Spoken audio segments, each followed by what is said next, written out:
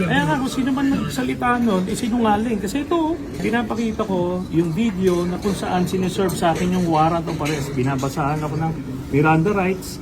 Andyan yun, within Senate premises, while in session. Kaya ano yung sinasabi nila? Diba? Ngayon, yung reputation ng Senate as an institution is at stake. Kailangan manawagan yung mga kababayan natin for the Senate to do the right thing. Again, lawmaking institution ang Senado, hindi siya law-breaking institution. Nagkakadel sila ng kriminal. Ito, crimes against humanity ang kaso nito ha.